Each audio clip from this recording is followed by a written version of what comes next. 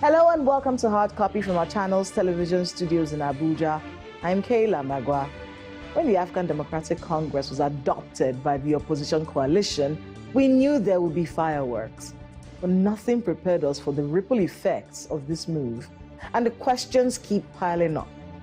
Right here on Channels Television, we have stayed ahead of the curve, bringing perspectives from the likes of Rotimi Amechi, Nyesom Wike, Peter Obi, Dele Momodu, Daniel Bwala, and so many more players in this major shift in Nigeria's political landscape, and the ripples continue to spread. How is this coalition supposed to work with almost all its major players declaring their intention to be president? How do obedience feel about the prospects of their principal not being given the presidency ticket by the ADC? Are the major players like Peter Obi and Atiku Abubakar going to officially dump their parties to become full members of the ADC? What will be the impact of this suit filed by former ADC members challenging the legitimacy of the adoption of their party by the coalition? How will the ADC tackle the perception many Nigerians have about their members? Some say the response from the presidency is a clear indication that they're scared. Should the presidency be scared? The inner workings of the coalition and the party they've adopted will be our focus tonight with my guest, Barrister Kenneth Okonkwo, who is a member of this coalition. How are things between him and Peter Obi? Are they working together now? How are things between him and the Labour Party? How does Nenadi Usman feel about this whole coalition business? Mr. Kenneth Okonkwo, former spokesperson of the Labour Party Presidential Campaign Council, joins us tonight on Hard Copy.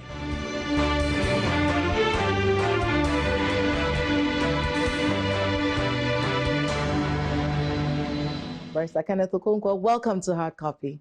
Thank you very much. It's my pleasure being here again. And thank you for joining in wherever you are from. I know, it's a lot of conversation. I know you've been very busy. Everyone wants to hear what you have to say. Of course, but it comes with the territory, so it's not shocking. But I want to start by asking you what party you belong to now.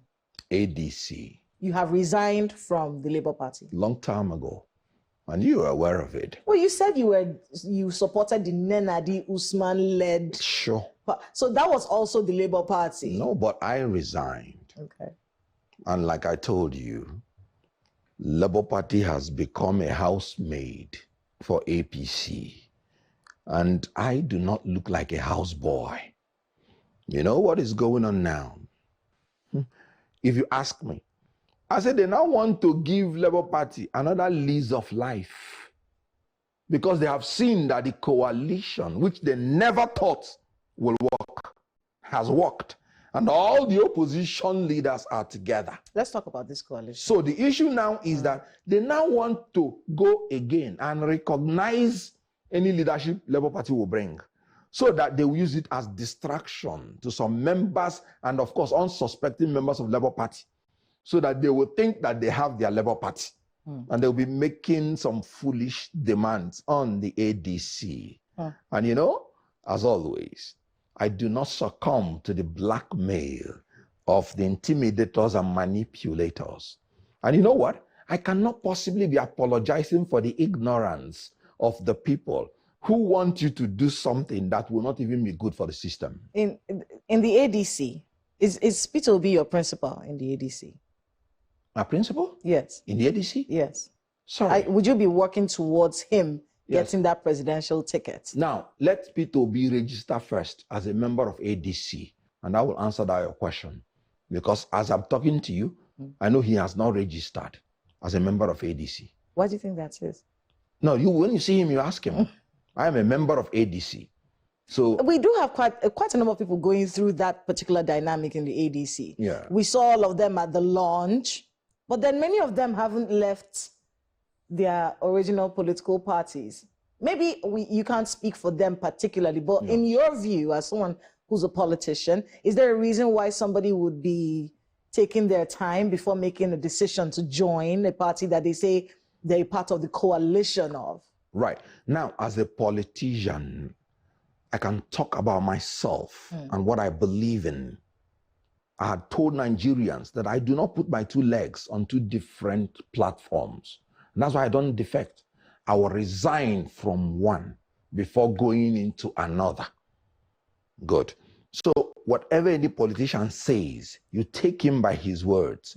Because I would never swear for any politician, because I don't want to die before my time. If Peter Obi actually resigns from the Labour Party and takes up membership of the ADC, would you be working together? One, that is a hypothetical question. Yes. And I'm reluctant in answering hypothetical questions. But let me tell you my strategy going 2027. First and foremost, in 2023, we believe that it was the turn of the South, and we battled it. As a matter of fact, I started planning it from 2019. When I entered APC, I made it clear, Ndi Igbo for Buhari 2019, Buhari for Ndi Igbo 2023. As at that time, Peter Obi was a vice presidential candidate to Atiku. And I said, I'm not going to support that ticket. Because if I support that ticket, that means the North will have the presidency for 12 years, unbroken. I am surprised that the same people who were supporting that ticket... 16 years? Well, Buhari did 4 years then. Okay. And then I now said, no, we should allow Buhari to finish his 8 years. Okay. Because if you vote Atiku and Obi, that means a northerner transferring power to another northerner, and they will spend 12 years. I'm surprised that the same people who were against me then are now again saying that power cannot return to the North after 4 years. In 2023, I campaigned for the same Peter Obi. If Peter Obi and Atiku had won in 2019, there wouldn't even be a chance for anybody from the Southeast to contest the presidency in 2023. Because by 2023, there would be no incumbent. And the only chance that a Southeast person would have is when there is no incumbent. And then I have now learned from 2023 that in Nigeria, when you win an election and you don't have the power of the establishment supporting you, they will take it away from you. Do you know that Southwest has never contested any election when there is an incumbent? From 1999 to 2027. So for 2027? Yes, that's where I'm going. Now, because based on what you're saying, yes, battling an incumbent in 2027 is futile. Very futile. If you are from the South, you cannot use a fresh candidate from the South to defeat an incumbent from the South. Atiku and Obi failed because they were trying to battle an incumbent northerner with another northerner. So the person to battle Tinubu, in your view, is a northerner? In my own view, if you even want to make any impact. So all these people that are telling you, zone this thing to the South, zone this, they are simply telling you zone it to Tinubu. And I'll give you an example. In PDP, all these people now saying that PDP must declare 2 years beforehand that they should vote, that they should zone the stuff to South. In 2023, it never mentioned that you should zone to the South until after the primary election of PDP, which they lost, and when they were not chosen to be the vice president. And I'm talking about Wike. He never mentioned that they should zone it to the South in 2023. And now he's saying 2 years before the time that you must zone it to the South. And this is the same person that has told you he will work for Tinubu in 2027. So anybody telling you you must zone any ticket to the South is telling you you must zone it to Tinubu. Because how can you use a fresh Southerner to defeat an incumbent Southerner? That person is either intellectually disorganized or ignorant or lacks political strategy. Politics is not about sentiments. It's about strategy. Before we go on the break. Now, look at what Tinubu did in 2015. Tinubu, do you think he didn't want to be president in 2015? But he knew it would be futile if he had gone to contest with Goodluck Jonathan. So he went and brought a northerner that had the court figure that has retired from politics. Whether his brain is working or not, he went and brought him and supported him and used him to defeat Goodluck Jonathan. And now, when there is no incumbent in power, he now came in and then used the support of the establishment to support himself. And whatever result they declared, they say he won. I believe we won that election in 2023, but it was taken away from us. So you don't expect to do the same thing over and over again and expect a different result. Do I look like a madman to you? So when we hear Peter Obi saying he's going to run in 2027, yes. Rotimi Amechi, same thing. And then, of course, everyone is talking about Atiku. Yes. How do you feel about those? Because it feels like almost every major player is trying to become president in the ADC. It is expected. Okay. And there's nothing wrong with that. When we were going into coalition, I told people that we are united in going into coalition, but our differences will come when individual ambition comes. That is politics. There's nothing wrong with that. Would these individual ambitions, in your view, rock? Because it's a lot of ambition from a lot of strong people. Yes. How do you keep it together with all these very strong people? It's very good. There is only one way to keep them together. Conduct a free, fair presidential primary election. And whoever wins, every other person will support the person.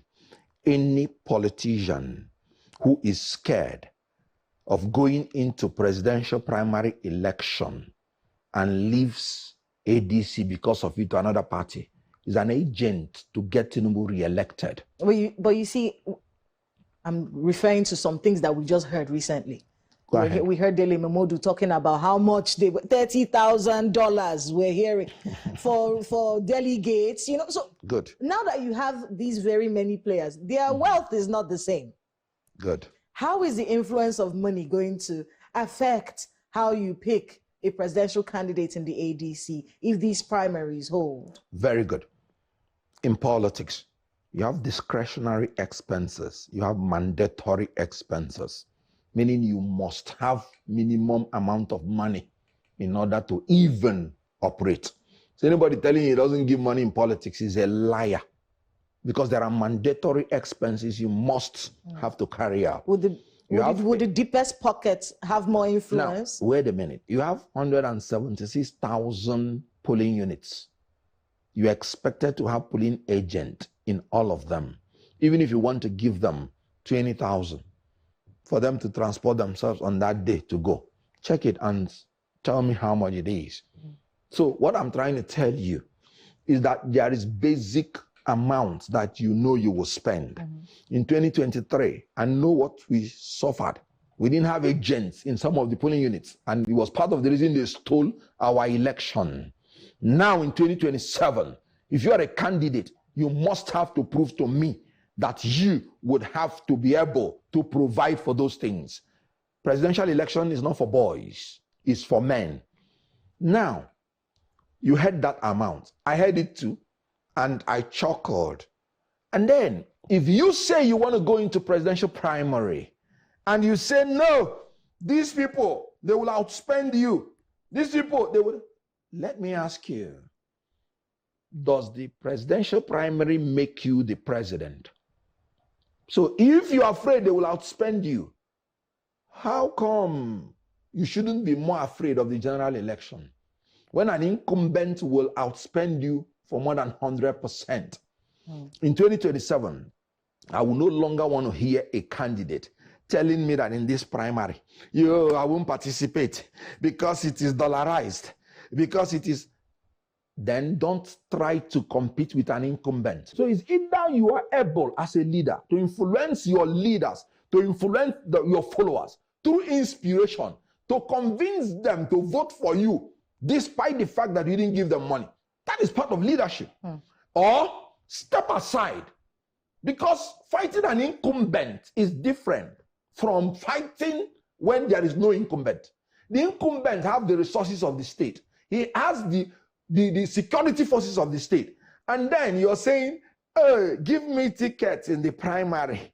Oh, these people will outspend you. And you want to go to a new party where they will give you the ticket. And when they give you the ticket, you will go and waste it. Because that does not make you president. It is the general election. So an incumbent that has the resources of the state, and you say you are afraid in the primary, and you're going to meet him, you're going to waste that presidential ticket. We have to go on a break. When we come back, we'll be talking about the prospects of an Igbo presidency. Also, taking a look at what your plans are, because you must be in this for a reason. So please, stay with us on Hard Copy. We'll be right back.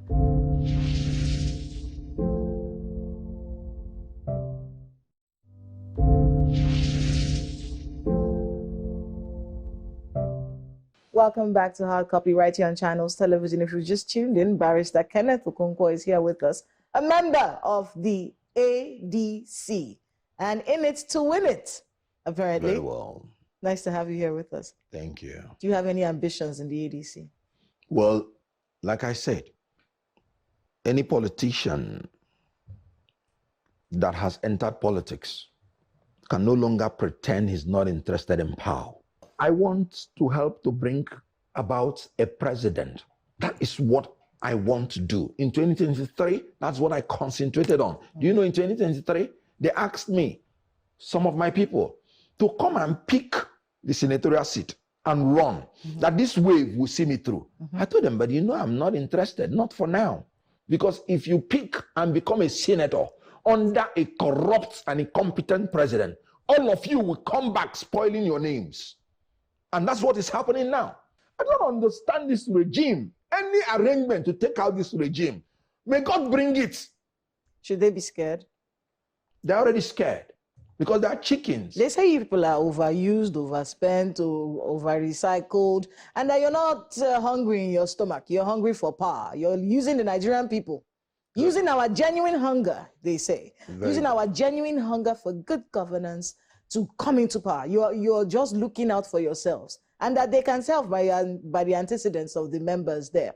That perception issue, even if it's coming from the presidency, the truth is there is a perception issue. We're looking at a lot of your members. They've been in power for a very long time. David Mark, Shehu Sani, very succinctly put it. He said David Mark used to be governor when he was a boy in Niger State, when he was in secondary school, and they used to wear their school uniforms to welcome him into the state. And he used to tell them they were the leaders of tomorrow. Meanwhile, he's still actively in politics. That perception issue, how are you going to deal with that? Very good. You know, in law, you cannot go the equity with dirty hands. How can a party that foisted such a man that was even incoherent when we were doing campaign point a finger to another party? Do you know what? When Obasanjo was trying to go, he wanted to transmit power to the younger generation. He gave Umar Yar'Adua in his 50s, gave Goodluck Jonathan in his 40s, 50s. Who interpreted it? APC. They went back to bring Buhari in his 70s. And they brought Tinubu in his 80s, even though he's claiming 70s. But honestly, if you ask me to guess, I'll say maybe 90 plus. Now, such a party that is so dark is looking at another party that has light and is saying, these people are bringing recycled products. Yeah, because they want us to bring, you know why? These things are psychological attack. They want us to bring a baby politician so that they will eat him for lunch. It's not just the presidency that is making this accusation. Even Nigerians are making this accusation. I agree. So when we look at you people and we see, we've been there. Rotimi Amechi was Minister of Transport. We are still alive. Very good. We saw all these people. John Oyegun was the very first chairman of the APC. I agree with you. We saw what they did when they were in office. Rauf Aregbesola, when he was very good Minister of Interior.